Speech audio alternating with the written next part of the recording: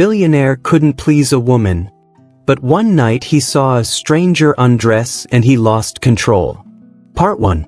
The divorce papers were signed at 11:47 on a Tuesday morning, and by noon, Caesar Roberts was standing in the elevator of his own hotel, the tallest building in the city, staring at his reflection in the polished steel doors and wondering what, exactly, was wrong with him. Not the company. Roberts' hospitality had just crossed $2 billion in net worth. Not his face.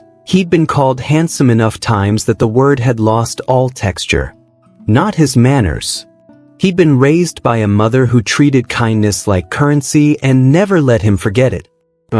According to Vanessa, his now ex-wife, his college sweetheart, the woman he'd given 11 years and 3 properties to, the problem was something far simpler and far more humiliating than any balance sheet could measure. "You don't make me feel anything, Caesar. Not even close." She hadn't said it with anger. That was the part that stayed with him. She'd said it the way someone announces rain. Flat, certain, already adjusted to the forecast. Then she'd picked up her carry-on, kissed her 2 cats on their foreheads, and walked out of his penthouse without a single backward glance. The elevator doors slid open. Caesar stepped out onto the 42nd floor, the private residential level of the Meridian, his flagship property, reserved for long-stay guests and, occasionally, for himself when the penthouse felt too much like a museum of his own failures. He'd checked himself into Suite 4201 the night before without explaining why to anyone. He just needed walls that didn't know his name. The hallway was the kind of quiet that costs money. Warm amber lighting. Cream walls. The faint scent of cedar and laundered linen drifting through climate-controlled air. His shoes made no sound on the carpet as he moved toward his suite, keycard already between his fingers. He almost made it. 3 doors from his room he stopped. Not because of anything he saw. Because of something he heard. Singing. Not the careful, self-conscious kind. Not humming. Full, genuine, utterly committed singing. The kind a person only does when they are completely certain no one is within a mile of them. The melody slipped through the barely latched door of Suite 4207, warm and slightly chaotic, landing on the high notes with great confidence and almost no accuracy. Caesar stood very still. He was a man who had negotiated acquisitions worth hundreds of millions, who had sat across from people whose job was to intimidate him and had not blinked. He did not stand in hotel hallways being arrested by the sound of a stranger singing off-key. And yet his feet did not move. One step closer, not decided, just happened, and through the 2-inch gap where the door had failed to fully close, he caught a narrow slice of the suite beyond.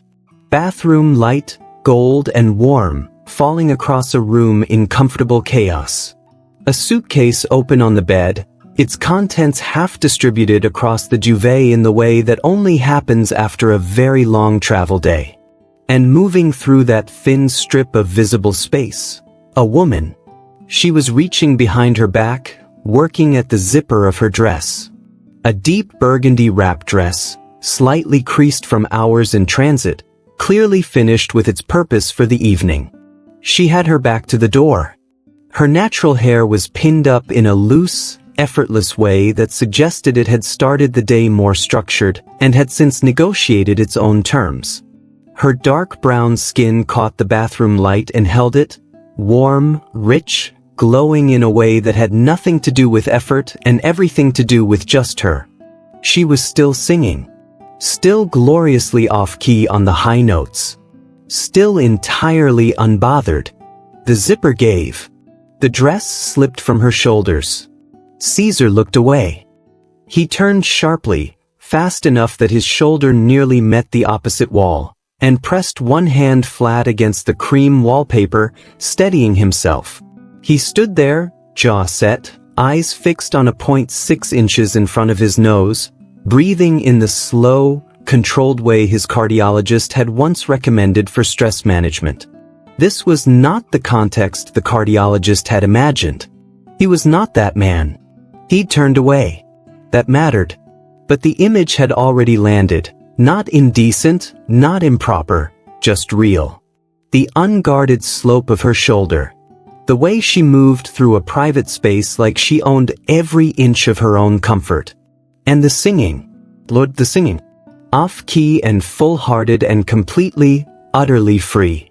Caesar pushed off the wall and walked the remaining 3 doors to his suite, got inside, let the door fall shut behind him, and stood in the dark without reaching for the light switch. His phone was buzzing. His assistant, probably. The board. His attorney confirming what the morning had already made official. He didn't look at it. He was thinking about Suite 4207. About a woman who sang like the world had agreed to leave her alone for the evening, and had no idea it hadn't kept its end of the bargain. For the first time in longer than he could honestly calculate, Caesar Roberts felt the specific, inconvenient ache of wanting something. He just had no earthly idea what to do with that information. Caesar did not sleep well. This was not unusual. Insomnia had been a quiet companion since his mid-30s, something he'd made peace with the way you make peace with a neighbor you'll never actually like. But that night in Suite 4201, it wasn't the divorce keeping him awake. It wasn't the board meeting scheduled for Thursday, or the acquisition his legal team was mid-negotiation on, or even Vanessa's voice replaying that flat, devastating sentence. It was the singing. He lay on top of the duvet, still in his dress shirt and trousers, staring at the ceiling with the particular stillness of a man who has realized something about himself and is not yet prepared to examine it directly. By 6 in the morning he gave up, showered, dressed in dark navy trousers and a fitted gray crewneck sweater, no suit today, no armor, and went down to the hotel's private dining room for breakfast, which he ate alone, reading nothing, which was completely unlike him and which he did not acknowledge. Rebecca Saint had been awake since 5. Not by choice. By the specific biological cruelty of crossing 4 time zones in one day and then expecting her body to simply agree with the new arrangement. She tried. She turned off every light, pulled the blackout curtains, and lain in the most expensive bed she'd ever been in, because Rebecca Saint did not stay in hotels like the Meridian on her own salary, not even close, and her brain had simply refused to cooperate. So at 5:15 she was sitting cross-legged on that expensive bed in an oversized university sweatshirt, deep forest green, slightly faded, the name of a school she'd actually attended, and her reading glasses, working through the project brief she'd been hired to execute. Rebecca was an interior architect, not a decorator. She was precise about the distinction, in the way that people are precise about things they've had to explain too many times. She designed spaces. She thought about how rooms made people feel, how light moved, how the distance between a chair and a window could be the difference between a room that comforted and a room that just existed. She'd built a reputation doing it for boutique hotels and private residences, and 3 weeks ago she'd received an email that had made her read it twice, then a third time, then walk to her kitchen and stand at the counter for a full minute doing nothing. Robert's Hospitality wanted her to redesign the interior concept for the Meridian's entire residential floor. 42nd floor. 22 suites. Budget that made her spreadsheet feel slightly fictional. She'd said yes before her coffee finished brewing. What the email had not mentioned, what nobody had thought to mention, was that the billionaire who owned the Meridian sometimes lived on the 42nd floor. That detail would have been useful. Rebecca filed it away under things to process later and returned to her brief. She was still reading when her stomach made a sound that was both embarrassing and impossible to argue with. She hadn't eaten since the airport sandwich 6 hours ago, a thing that had called itself turkey on sourdough and had lied about both. She closed her laptop, pulled her hair into a puff, changed into fitted dark olive trousers and a soft cream blouse, and went down to find breakfast. The private dining room on the 4th floor was nearly empty at that hour. Nearly. Caesar was on his second. If you're enjoying the story so far, Don't forget to hit that subscribe button. It really helps the channel grow and lets me keep bringing you more amazing love stories. Alright, back to the story. Coffee, looking out the floor-to-ceiling window at a city that was only just beginning to consider waking up, when he heard the hostess greeting someone at the entrance behind him. He didn't turn around. He wasn't in the mood for interaction with anyone, about anything, for any reason. Then he heard her voice. "Oh, this is beautiful. Is it always this quiet in the mornings?" Low, warm, with a brightness in it that suggested the speaker was genuinely asking and genuinely pleased by whatever the answer might be. The kind of voice that didn't perform interest, it just had it. Caesar turned before he'd made the decision to. She was being led to a table 2 rows from his. The woman from Suite 4207, he knew it immediately and with a certainty he couldn't have logically justified. Dark brown skin, natural hair in a full puff this morning, reading glasses pushed up on her head like a headband she'd forgotten about. The cream blouse she wore caught the early light. She had a tote bag over one shoulder stuffed impractically full of what appeared to be notebooks and a laptop and at least one thing that was probably not necessary. She was looking at the window view and not at him. He looked away, looked back at his coffee, picked it up, set it down. The hostess said something to her. She laughed, a real one, not polished, and then she was seated and opening her tote bag with the focused energy of someone who intended to work through breakfast, consequences be damned. Caesar watched her pull out a notebook, uncap a pen, look at something on her phone, and begin writing with the kind of concentration that makes a person briefly unreachable by the rest of the world. He felt something that took him a moment to identify. Curiosity. Plain, uncomplicated, slightly inconvenient curiosity. He looked back at the window. Across the room, Rebecca wrote 3 lines in her notebook, paused, tapped her pen against her lip twice, and then, without fully meaning to, glanced up. The man by the window had black hair and the kind of posture that usually meant either military or money. From this distance she couldn't tell which. He was looking away now, but she had the brief, distinct impression she just missed him looking directly at her. She returned to her notebook. Probably nothing, she thought. She was almost right. They did not speak that morning. What they did was share a dining room for 47 minutes in a silence that was, for 2 people who had never met, surprisingly textured. Caesar ordered a second coffee he didn't need and read emails he didn't retain. Rebecca ate a full breakfast with the focused appreciation of someone who takes meals seriously, wrote 6 pages of notes, and pushed her glasses from her head to her nose and back again approximately 11 times. Caesar counted. He was not proud of this. When she finally packed up her tote, with the same cheerful lack of system with which she'd unpacked it, and stood to leave, she dropped her pen. It rolled under the table. She crouched to retrieve it, straightened, pushed her glasses up, and walked out without looking toward the window. Caesar looked at the space where she'd been sitting. Then he called his assistant. "Miriam. The new project on 42, the redesign. Who's the architect we brought in?" A brief pause. Keys clicking. "Rebecca Saint. She arrived yesterday. She's staying in 4207 through the duration of the project. 3 weeks, possibly 4 depending on scope. Do you need her contact?" "No," Caesar said. "That's all." He hung up. He sat very still for a moment. Then quietly to no one, "Of course she is." Rebecca Saint, as it turned out, was not a quiet presence on the 42nd floor. She wasn't loud, she wasn't the kind of person who imposed herself on a space. But she was there in a way that registered.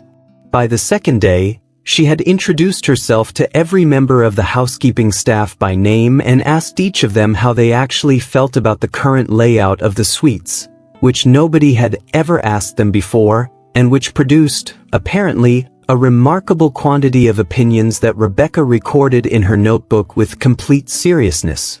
Caesar learned this from his head of housekeeping, Gloria, who reported it with an expression that suggested she found Rebecca Saint to be one of the better things to happen to the 42nd floor in recent memory. She asked me what I thought about the lighting in the corridors, Gloria said, in the tone of someone describing a minor miracle. The lighting. And what did you think? Caesar asked, because he was a good employer and because he was also genuinely curious what Gloria would say about the lighting, which he had personally approved 3 years ago. Too yellow, Gloria said, without hesitation. Makes people look tired. Caesar thought about amber corridors. He thought about how a woman had moved through them 2 nights ago like she was perfectly lit regardless. He said nothing. On the 3rd day, he saw Rebecca properly for the first time. Meaning, not across a dining room, not through a 2-inch gap, not in the peripheral way of a man trying to pretend he isn't paying attention. He rounded the corner of the 42nd floor hallway at 2:30 in the afternoon and nearly walked directly into her. She was crouched low against the baseboard, holding a small color swatch card up to the wall and squinting at it with an expression of deep professional skepticism. She was wearing dark wash jeans, a burnt orange fitted top, and had her natural hair out today, a full, gorgeous cloud of it, and her glasses were on her nose where they apparently belonged. She looked up when she heard his footsteps and did not startle, which surprised him.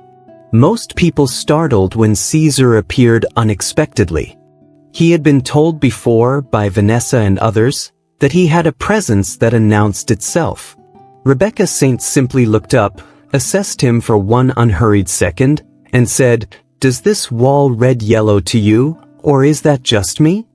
Caesar stopped, looked at the wall, looked at the swatch. "Yellow," he said. "Slightly. That's what I thought." She made a note. Then she stood. She was not particularly tall, the top of her head reaching somewhere around his chin, extended her hand and said, "Rebecca Saint. I'm the architect on the residential redesign." "I know," he said. Then, because that sounded strange, "Caesar Roberts." Something shifted in her expression. Not alarm, more like recalibration. The swift, quiet adjustment of someone who has just realized the context of a situation is slightly different than they'd understood. "You own the building," she said. "I do. And you're staying on the floor I'm redesigning." "Also yes." She looked at him for a moment with the frank, unbothered directness of someone who has decided not to be intimidated and means it. Then she said, "Well, I hope the disruption hasn't been too significant." "It hasn't," Caesar said. This was technically true. The disruption she knew about, the measuring, the note-taking, the consultation of his housekeeping staff, had been minimal. The other kind of disruption she was causing, the kind that happened at 6 in the morning when he was drinking coffee and not retaining his emails, was not something he was going to mention. "Good," Rebecca said, with a small professional smile. She clicked her pen. "I'll try to keep it that way." She crouched back down to the baseboard. Caesar stood there for 1 beat longer than was strictly necessary, then continued down the hallway toward his suite. Behind him, Rebecca watched him go for exactly 2 seconds, the controlled, assessing look of someone cataloging a variable she hadn't accounted for, and then returned to her color swatch. Interesting, she thought. She wrote nothing in the notebook about that. That evening, Caesar had dinner alone in his suite, grilled salmon, which he didn't taste, and a glass of red wine he finished slowly while standing at the floor-to-ceiling window looking at the city lights below. Vanessa had always said he was unreachable. That was her other word for it, when unfeeling felt too harsh. Unreachable. Like he was a place you could see from a distance but never quite arrive at. He'd believed her. Not right away, not the first time she said it. But by the end, when the apartment had grown quiet in a way that had nothing to do with sound, he'd begun to suspect she was right. That something in him had sealed itself off so gradually he hadn't noticed the door closing. He looked at the city. He thought about a woman crouching at a baseboard, holding a color swatch to a wall and squinting at it like it owed her honesty. Does this wall read yellow to you, or is that just me? First words. Completely unbothered. No performance, no positioning, just a direct, practical question to a stranger in a hallway, as if the color of the wall was the most pressing matter at hand and the man standing in front of her was simply a useful pair of eyes. Caesar almost smiled. Almost. He finished the wine, set the glass down, looked at the city a moment longer. Unreachable, Vanessa had said. He wondered, quietly and without expectation, if that had always been entirely true. The incident happened on a Thursday. It was entirely the fault of the plumbing.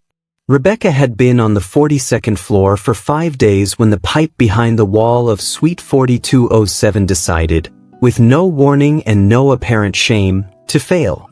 Not dramatically, no burst, no flood cinema, just a slow, determined leak that had worked its way into the wall cavity and announced itself at 7 in the morning as a soft but unmistakable stain spreading across the bathroom ceiling like a watercolor painting nobody commissioned. Rebecca stood in her bathroom doorway in her oversized green sweatshirt and sleep shorts, coffee in hand, looking at the ceiling with the expression of someone adding an item to a list that was already too long. She called the front desk. The front desk called maintenance.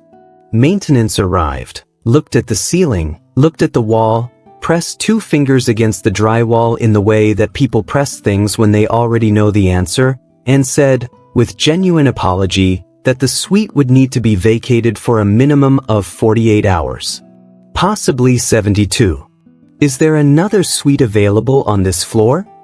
Rebecca asked, because her project was here. Her reference materials were organized by suite number, and relocating to a different floor felt like a logistical negotiation she didn't have the patience for before 8 in the morning. There was a pause. A phone call was made. Gloria from housekeeping appeared 12 minutes later with the expression of someone delivering news she finds personally awkward. Ms. Saint, Gloria said carefully, the only available suite on 42 right now is 4203. Rebecca waited.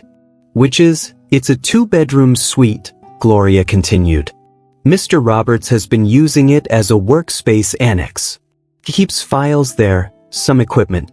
But, another pause, he suggested, if you're agreeable, that you could use the 2nd bedroom while the repairs are done. The suite is large enough that you'd have full privacy. Separate entrance to each bedroom, shared common area only. Rebecca looked at Gloria. Gloria looked back with the diplomatic neutrality of someone who is paid to present options without editorializing. He suggested this, Rebecca said. He did. Rebecca considered it for exactly 4 seconds, the length of time it took her to calculate that her project materials were already spread across 3 areas of the 42nd floor and moving to a different level would cost her half a day of reorganization she could not afford. Fine, she said. Thank you, Gloria. Caesar had not suggested it because he wanted to. He'd suggested it because it was the logical, hospitable thing to do. She was a contracted guest on his floor, there was space. The alternative was inconveniencing her project, and because Caesar Roberts had built his reputation on the principle that the right thing and the convenient thing were occasionally, frustratingly, the same thing. He told himself this with some firmness while watching his assistant help redirect Rebecca's project materials to the suite's 2nd bedroom. The suite was large, genuinely large. The kind of large that made shared space a theoretical concern more than a practical one. 2 bedrooms, each with its own bathroom, on opposite ends of a sprawling living area. A kitchen, a dining space, floor-to-ceiling windows across the entire west-facing wall. Caesar had been using the 2nd bedroom as a document room. It took 40 minutes to reorganize. By 10 in the morning, Rebecca Saint was installed in the far bedroom, and Caesar was at the dining table with his laptop, and the suite was very quiet in the specific way that spaces become quiet when 2 people are trying not to be aware of each other. It lasted about 90 minutes. Do you have a printer? Caesar looked up. Rebecca was standing at the edge of the living area. She'd changed into fitted charcoal trousers and a soft white long-sleeve top, her hair pinned back, glasses on, 3 notebooks tucked under one arm and her laptop in the other hand. She was looking at him with the same direct, practical gaze she'd aimed at the baseboard on day 3. In the office corner, he said, nodding toward the east wall. The gray one. Thank you. She went to it, connected without asking further questions, printed something, collected it, and returned to her end of the suite. Caesar looked at his laptop screen. He read the same paragraph 4 times. By the second day it had settled into something almost domestic, which Caesar found deeply unsettling. They kept different hours. He was up and working by 6, she emerged closer to 8, always with coffee, always with at least one notebook already open. They worked at opposite ends of the suite in a silence that was, against all reasonable expectation, not uncomfortable. She made noise, but not disruptive noise. The scratch of her pen, the occasional soft exhale when something in her work frustrated her, the habit she had of reading things quietly under her breath when she was checking measurements or specifications. Once, she laughed at something on her laptop, caught herself, glanced at him, and said, "Sorry," with a small, slightly embarrassed smile. "Don't apologize," Caesar said without looking up. The pause. Then, "Okay." He did look up then, but she'd already returned to her screen. On the afternoon of the second day, Caesar was on a call with his legal team, standing at the window, keeping his voice low and his expression flat in the way that phone calls about settlement negotiations required, when he became aware, peripherally, that Rebecca had stopped working and was watching him. Not intrusively. Not obviously. The way you watch something that catches your attention before you've decided whether you mean to watch it. He finished the call. Turned. She looked down immediately. Picked up her pen. "Sorry," she said again, quieter this time. "You apologize a lot," Caesar said. She looked up. "I've been told." Is it genuine or reflexive? The question surprised her. He could see that. She considered it with the same unhurried seriousness she gave her color swatches. "Both, depending on the situation," she said finally. "That one was reflexive. I wasn't actually sorry for looking." Caesar held her gaze for a moment. "Fair enough," he said. Something shifted in the room. Not dramatically, not a movie moment, no swelling sound, just a subtle recalibration, the way a conversation sometimes moves from one register to another without anyone marking the transition. Rebecca looked back at her notebook. But she was almost smiling. That evening, neither of them had dinner plans. This emerged in the most anticlimactic way possible. Caesar came out of his bedroom at 7:15 to find Rebecca standing in front of the open refrigerator with the resigned expression of someone who has discovered that good intentions and actual grocery shopping are 2 different things.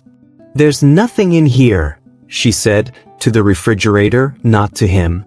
"I know," Caesar said. "I don't stock it." She turned. "You own a hotel with 4 restaurants." "Yes. And your personal suite refrigerator has." She peered back in, sparkling water, 1 apple, and what I think is someone's forgotten yogurt. "The yogurt is mine," he said. "It's not forgotten." She gave him a look that was so eloquent in its skepticism that he almost smiled. "Room service?" he offered. "I was going to go down to the restaurant on 2, she said. "The Italian one. I haven't tried it yet." A beat of silence. The kind that asks a question without using words. Caesar recognized it. He had a choice here. The sensible choice was to order room service, eat alone, and maintain the clean, professional distance that made this situation manageable. He heard himself say, "I'll come." Rebecca looked at him for a moment, assessing, unhurried, the same way she'd looked at him in the hallway. "Okay," she said simply. and went to get her jacket. Dinner was supposed to be professional. Caesar had told himself this in the elevator on the way down: professional, brief, pleasant, done. The same way he told himself things when he suspected he wasn't going to listen. The restaurant on the second floor was called Set, and it was the kind of Italian place that understood that good food and good lighting were essentially the same argument. Warm amber sconces, dark wood, tables spaced generously apart. The maitre d' recognized Caesar immediately and led them to a corner table without being asked. The good corner, tucked slightly away from the main floor, with a view of the room and privacy from it. Rebecca looked around as she sat down, taking in the space with the particular attention of someone whose job was to notice how rooms were built. "The ceiling is wrong," she said. Caesar, who had approved the ceiling personally 4 years ago, said, "In what way?" "Too low for the column spacing." She tilted her head slightly, not unkindly. "It compresses the room. If you raised it 18 inches and put the lighting at the new height, it would feel twice the size without changing a single table." Caesar looked at the ceiling. He looked back at her. "I approved that ceiling," he said. Rebecca met his eyes. "I know," she said with a small, perfectly composed smile. "I could tell." He stared at her. She opened her menu. He opened his menu. 2 seconds later, completely against his will, Caesar Roberts almost laughed. A real one, the kind that starts somewhere low in the chest before you can intercept it. He covered it with a cough that convinced no one, least of all Rebecca, who didn't look up from her menu but whose mouth curved at the corner in a way that suggested she had heard everything. There was, he thought. There was the thing. They ordered. The food came. And somewhere between the bread and the pasta, the conversation stopped being careful. It started, of all things, with a question about windows. Rebecca had been making a quiet note about the restaurant's fenestration, the size and placement of its windows, and Caesar had asked, with genuine curiosity and no particular agenda, why windows mattered as much as she seemed to think they did. She looked at him over her water glass. "Because light tells people how to feel," she said. "Not in an obvious way. People don't walk into a room and think, oh, the light is doing something to me. They just feel it. They feel calm, or unsettled, or small, or expansive. And most of the time they credit it to the food or the company or their own mood. But half the time it's the windows." Caesar considered this. "And you can control that? Engineer that feeling deliberately?" "That's the whole job," she said simply. "How do you know when you've gotten it right?" She thought about it, turning her fork once between her fingers in the way she did when she was actually considering something rather than just answering. "When people stay longer than they meant to," she said. "When they come back. When they can't tell you why they like the room, they just know they do." She paused. "That's the goal, to be invisible. To make a space that serves people so well they never have to think about it." Caesar looked at her across the candlelit table. "That sounds lonely," he said. "Working that hard at something and then hoping no one notices." The observation landed differently than he'd intended. He could see that. Something moved behind her eyes, a flicker of something real and unguarded, there and gone. "It's not lonely," she said carefully. "It's just, the work is the point, not the credit." She said it with conviction. But she picked up her water glass and looked away for a moment, and Caesar had the distinct impression that he'd touched something she hadn't entirely decided how to handle. He didn't push. He picked up his own glass and let the conversation find its way to easier ground, and if he noticed that she laughed more freely after that, quicker, warmer, less considered, he stored that observation quietly and said nothing about it. They walked back upstairs. Not because the elevator was broken, it wasn't, but because Rebecca had said, collecting her wrap at the end of the meal, that she always took the stairs when she could, because stairwells in hotels were almost always architecturally interesting and almost always ignored. Caesar, who had never once in 10 years of owning the Meridian thought about his stairwells as architecturally interesting, followed her without comment. She was right, as it turned out. The stairwell had a helix of structural metalwork running its full height that Caesar had looked at approximately 0 times in the past decade. Rebecca paused on the landing between floors 2 and 3, tilted her head back, and looked up at it with an expression of uncomplicated pleasure. "There?" she said softly. "See how it spirals? Someone cared about that. Someone designed that knowing almost no one would ever stop to look." Caesar stood beside her, looking up at the metalwork he'd never looked at. "How do you see things like that?" he asked. It came out quieter than he intended. She lowered her head, looked at him. This close, in the stairwell light, he could see the gold flecks in her dark eyes behind the glasses she'd put back on after dinner. "I just pay attention," she said, "to the things that aren't asking for it." A beat of silence. The kind that has weight. Rebecca broke it by starting up the next flight of stairs, her hand trailing the railing, and Caesar followed one step behind, and neither of them said anything for the remaining floors. But when they reached the 42nd floor and walked the amber corridor to the suite, Caesar found himself moving more slowly than usual, as if arriving was a thing he was willing to delay. The days that followed moved in a rhythm that Caesar could not have predicted and would not have designed, but found, against his own considerable resistance, that he did not want to disrupt. Morning. She emerged at 8 with coffee and a notebook, settled at her end of the suite, and the quiet between them became something they'd both tacitly agreed was acceptable. He stopped reading the same paragraph 4 times. She stopped apologizing for laughing. Afternoon. She moved around the 42nd floor with her measuring tape and color cards and her consultations with Gloria and the maintenance staff, and Caesar worked at the table, and occasionally she would come back in and say something like, "Quick question. Do you have a preference between cool-toned marble and warm-toned for the corridor accent panels?"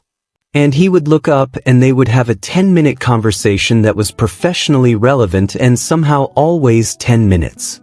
Longer than the question required. Evening, variable. Sometimes they ate separately. She went down to one of the restaurants, he ordered to the suite. Sometimes they ended up in the same space at the same time, and dinner became a thing that happened without either of them formally proposing it. On the 5th evening of sharing the suite, Rebecca made tea. Not just for herself. She made 2 cups without asking, set one at Caesar's end of the table, and returned to her work without comment. Caesar looked at the cup. It was the right temperature. She'd used the good tea, not the packaged hotel selection. There was no honey. He didn't take honey, which meant she'd noticed at some point, without making it a thing, that he didn't. He picked up the cup. Said nothing. But something in his chest did a slow, complicated thing that he chose not to investigate too directly. On the 6th evening, they were both at the suite's west-facing windows when the city put on a performance neither of them had planned for. A storm moving in from the north, still distant enough to be beautiful, lightning threading through cloud banks over the skyline in slow, spectacular silence. Rebecca had been standing there first, elbows on the sill, chin in her hand, watching it with the unguarded pleasure of someone who takes weather personally. Caesar had come to get water from the kitchen and had not made it back to his bedroom. He stood beside her, 2 feet of space between them, and they watched the storm come in without speaking for a long time. "Do you ever just feel?" she started and stopped. Caesar waited. She shook her head slightly. "Never mind." "No," he said quietly. "Go ahead." She was quiet for a moment. The lightning moved again, far off, illuminating a column of cloud in slow silver. "Do you ever just feel like you've been living your life at a slight remove?" she said finally. "Like you're present, you're showing up, you're doing all the things, but there's this thin layer of glass between you and all of it. And you can see everything fine. You just can't quite," she paused, "touch it?" The silence that followed was very still. Caesar looked at the storm. His throat was doing something he didn't have a category for. "Yes," he said. One word, no elaboration, spoken to the window. Rebecca turned her head and looked at him. He felt it without turning, the weight of her attention, direct and quiet and without agenda. He didn't look back. Not because he didn't want to. Because he was not sure what his face was doing, and he wasn't ready for her to see it. After a moment she turned back to the storm. They stood there until the rain began, soft at first against the glass, and then the city disappeared behind it, and the window was just sound and water and the two of them standing close enough that the space between them had become, without ceremony or declaration, something different than distance. It was the tea again that almost did it. 7 days into sharing the suite, Rebecca came out of her room at 11 at night, later than usual, clearly having lost track of time in her work, and found Caesar at the table with a cold cup of coffee and the expression of a man who had been staring at a contract for so long the words had stopped being words. She went to the kitchen, set it beside his cold coffee without comment, turned to go back to her room. "Rebecca!" She stopped, turned. He was looking at her, really looking, the way he almost never did directly, the way she'd noticed he tended to do sideways and peripheral rather than straight on. "Thank you," he said, "for the tea." And he paused as if choosing the next part carefully, "for not making this strange." She looked at him for a moment. "It's a little strange," she said honestly. "Yes," he agreed. "But not bad strange." Something in his expression shifted. Slightly. The way a room changes when someone finally raises a window. "No," Caesar said quietly. "Not bad strange." Rebecca nodded once, went to her room, closed the door softly, and stood on the other side of it for a full 30 seconds before she moved. Because Caesar Roberts had looked at her, really looked, and she had felt it somewhere entirely inconvenient, and she was a professional with a job to finish and 3 more weeks on this floor and an absolute obligation to be sensible about this. She sat on her bed, opened her notebook, wrote nothing for 6 minutes. Not bad strange, she thought. Of all the things he could have said. "Hello, my dear viewers. What would you have done? Said something or walked away?" Because Rebecca made the safe choice. For now. Drop your thoughts below. Part 2 is where everything gets deeper and neither of them is ready for it.